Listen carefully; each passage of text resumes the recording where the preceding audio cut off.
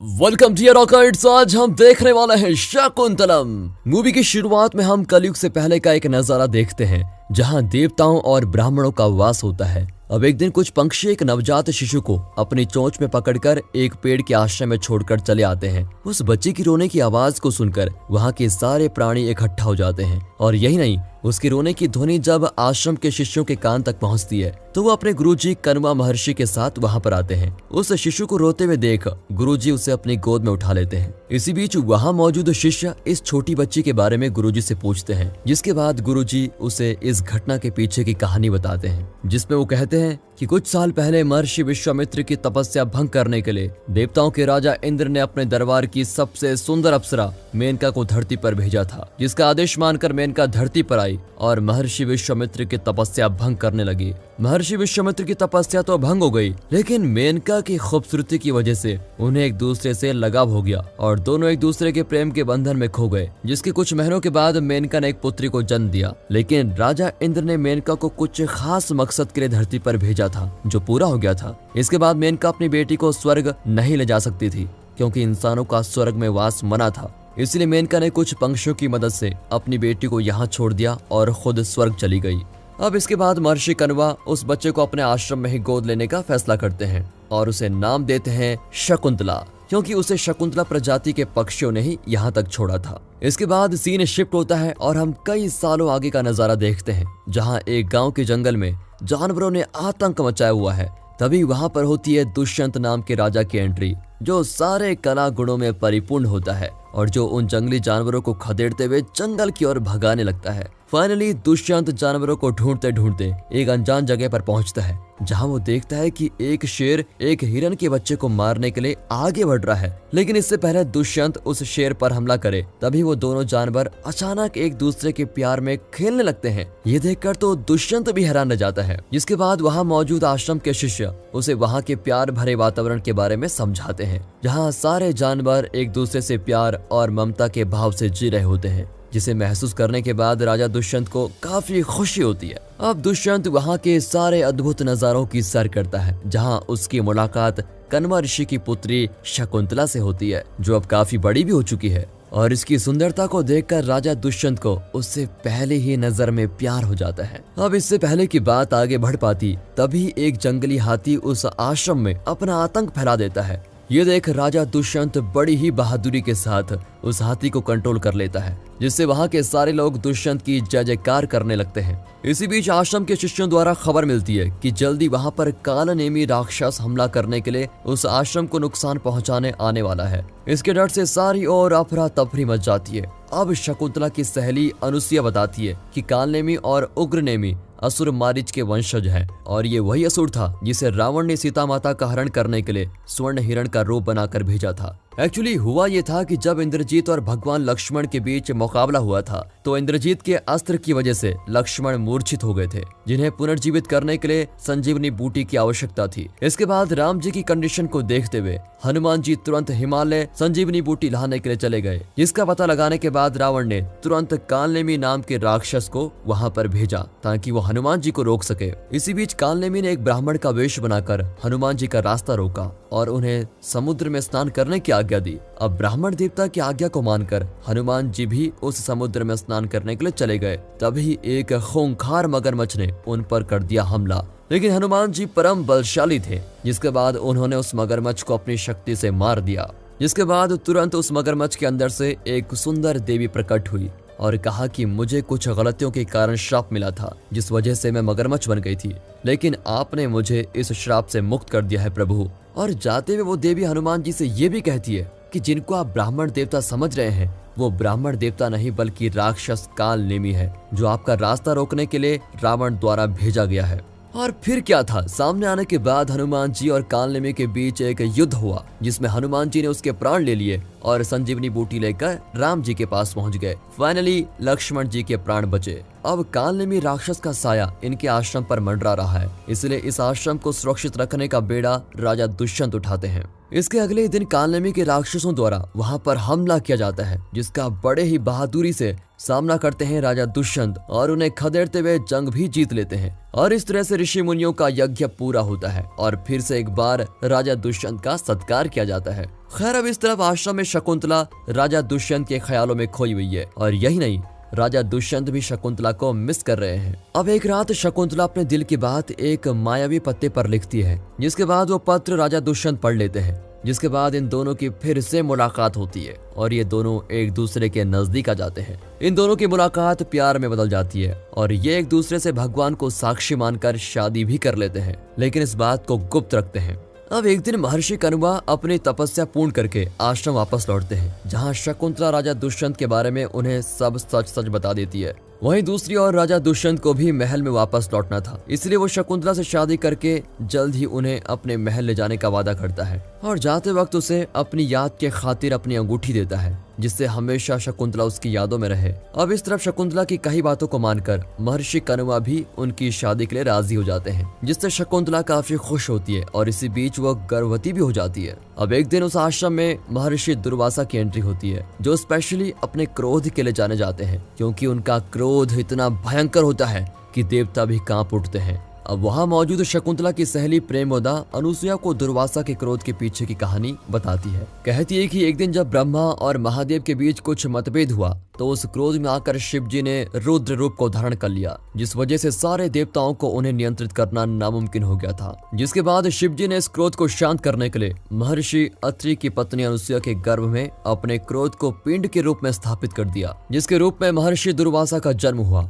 और यही कारण है कि महर्षि दुर्वासा हमेशा क्रोधित रहते हैं। बट अनफॉर्चुनेटली दुर्वासा इन दोनों को बात करते हुए देख लेते हैं और उन्हें श्राप देने लगते हैं, लेकिन अनुसुया का नाम सुनकर उन्हें अपनी माता का स्मरण होता है, जिस वजह से वो इन दोनों को माफ करके निकल जाते हैं। इसके बाद महर्षि दुर्वासा की मुलाकात शकुंतला से होती है, लेकिन बहुत बार आवाज देने के बाद भी शकुंतला उनकी तरफ ध्यान नहीं देती, क्योंकि वो अपने होने वाले पति राजा दुष्यंत के आगमन विधि को देख रही होती है और इसी वजह से उसे महर्षि दुर्वासा की आवाज नहीं आती। इस बात का बहुत क्रोध आने के बाद महर्षि दुर्वासा उसे श्राप देते हुए कहते हैं, जिस प्रेमी की याद में तुम मुझे अनदेखा कर रही हो वो एक दिन तुम्हें भूल जाएगा। इतना कहकर महर्षि वहां से चले जाते हैं और ये सारी चीजें होते हुए उसकी सहेली प्रेमोदा देख लेती है और महर्षि से माफी मांगते हुए अपना श्राप वापस लेने के लिए रिक्वेस्ट करती है, लेकिन महर्षि दुर्वासा के श्राप में बहुत शक्ति है जो वापस लिया नहीं जा सकता। इसलिए महर्षि उसे इस श्राप का तोड़ बताते हुए कहते हैं कि जिस दिन उसके प्रेमी को उन दोनों के प्यार की कोई निशानी दिखाई जाएगी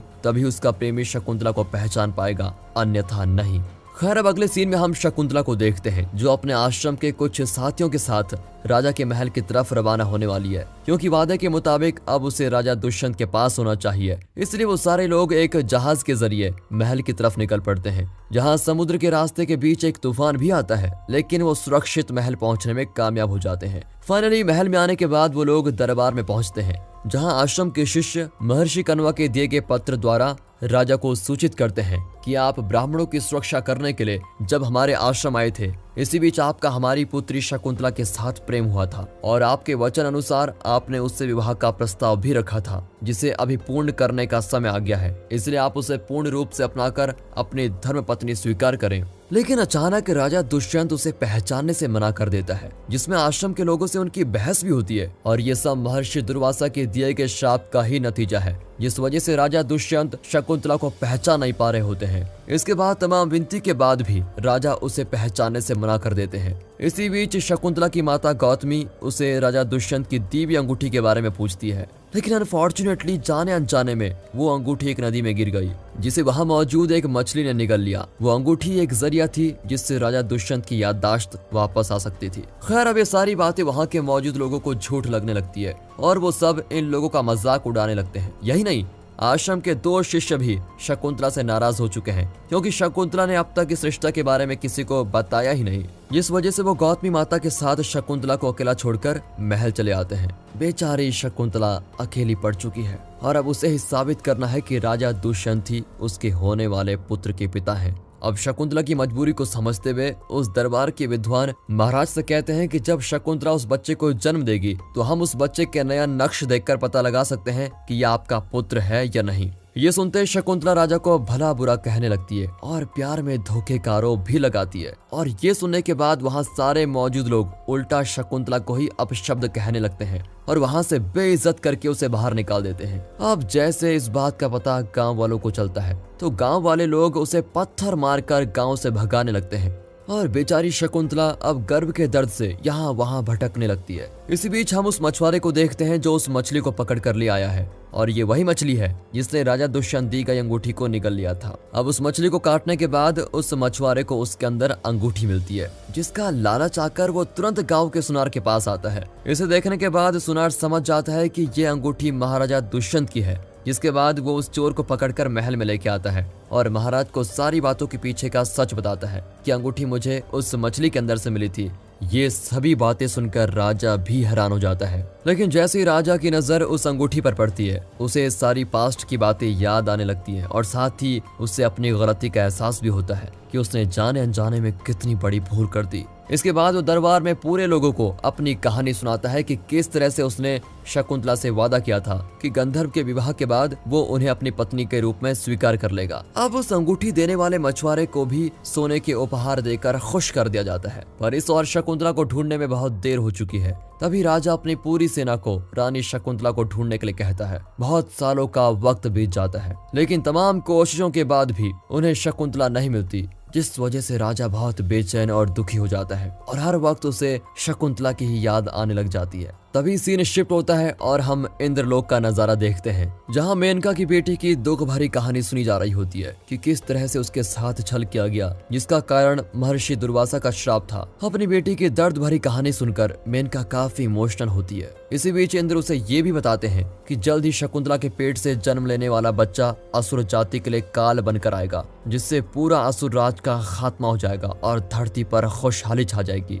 पर इस प्लान को फ्लॉप करने के लिए उग्र नेमी आगे बढ़ चुका है, जिसकी खबर देने के लिए देवराज इंद्र का सारथी मथाली राजा दुष्यंत के पास आकर उसे अलर्ट करता है कि जल्द ही उग्र नेमी आपके साम्राज्य पर हमला करने वाला है। इसके बाद युद्ध की तैयारियां शुरू की जाती है और फाइनली इन दोनों में खतरनाक जंग छिड़ती है, जिसमें इंद्रदेव भी राजा दुष्यंत का साथ देते हैं। अब देखते देखते राजा दुष्यंत अपनी शक्ति के साथ उग्र नेमी को मार देते हैं, जहां उन्हें पता चलता है कि शकुंतला हिमालय के पहाड़ों में मौजूद है। जिसके बाद दुष्यंत शकुंतला को ढूंढने के लिए वहां निकल जाते हैं, जहां एक शेर अचानक उन पर हमला कर देता है, लेकिन तभी एक छोटा सा बच्चा उस शेर को आकर शांत करता है, मानो जैसे ये उसका दोस्त हो। और उस बहादुर बच्चे का नाम सर्वदमन होता है, जिसकी बहादुरी देखकर दुष्यंत भी काफी हैरान होता है। थोड़ी देर बाद उस आश्रम की कुछ महिलाएं उसे लेने के लिए आती हैं, जहां उन्हें पता चलता है कि सर्वदमन के हाथ का रक्षा कवच गुम हो गया है। पर तभी राजा दुष्यंत की नजर उस कवच पर पड़ती है और वो उसे अपने हाथ में उठाकर उन्हें सौंपने लगता है कि तभी वहां मौजूद एक शिष्य बताती है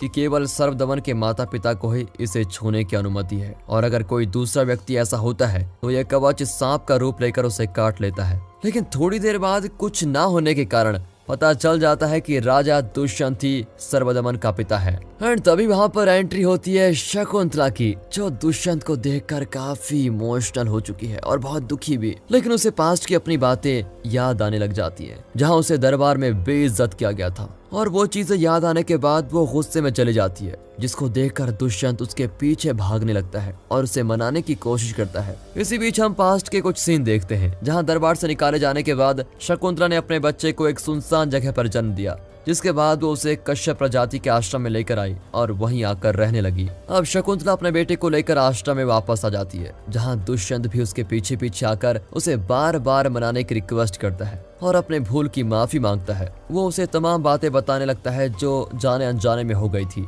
लेकिन शकुंतला को उसकी बातों पर यकीन नहीं होता। इसके बाद आखिर में कश्यप प्रजाति शकुंतला को उसकी भूल का एहसास कराते हैं, जहां वो उन्हें बताती है कि जिस दिन महर्षि दुर्वासा तुमसे मिलने के लिए आए थे, तुम राजा दुष्यंत के प्रेम में खो गई थी, जिसका गुस्सा कर महामुनि ने तुम्हें श्राप दिया था और ये सब उसी के कारण हुआ था। इसमें दुष्यंत की कोई गलती नहीं है। जिसके बाद शकुंतला को भी अपनी गलती का एहसास होता है और वो राजा दुष्यंत को अपना लेती है। इसी बीच कश्यप प्रजाति ये घोषणा करते हैं कि आने वाले भविष्य में इन दोनों की प्रेम कहानी इतिहास की तरह मनाई जाएगी और साथ ही उनके बेटे सर्वदमन का नाम भारत घोषित करते हैं। ये खुशी का सीन देखकर स्वर्गलोक में मौजूद मेनका भी काफी प्रसन्न होती है कि आखिरकार उसकी बेटी को सम्मान पूर्वक राजा ने अपना लिया। और इसी के साथ राजा दुष्यंत शकुंतला को बड़े ही आदर सम्मान के साथ महल की ओर लेके आता है। अब महल में आने के बाद इन सब का जोरों शोरों से स्वागत किया जाता है, जहां आश्रम के सभी शिष्यों के साथ दरबार के प्रमुख अतिथि मौजूद होते हैं। और इसी बीच दुष्यंत और शकुंतला का नटखट पुत्र भारत बहादुरी से इस राज्य की देखभाल करने की कसम खाता है। ये देखकर सारे लोगों को काफी प्राउड फील होता है और इस तरह से पुरु वंश साम्राज्य की अनकही कहानी यहाँ पर समाप्त होती है। और इस तरह के मेमोरेबल सीन के साथ दोस्तों होती है मूवी की एंडिंग। आपको वीडियो अच्छी लगी हो, मूवी अच्छी लगी हो, एक्सप्लेनेशन अच्छा लगा हो, वीडियो को लाइक कीजिए और चैनल को सब्सक्राइब। मिलते हैं अगली वीडियो में, तब तक के लिए गुड बाय, अपना ख्याल रखिएगा and finally thanks for watching.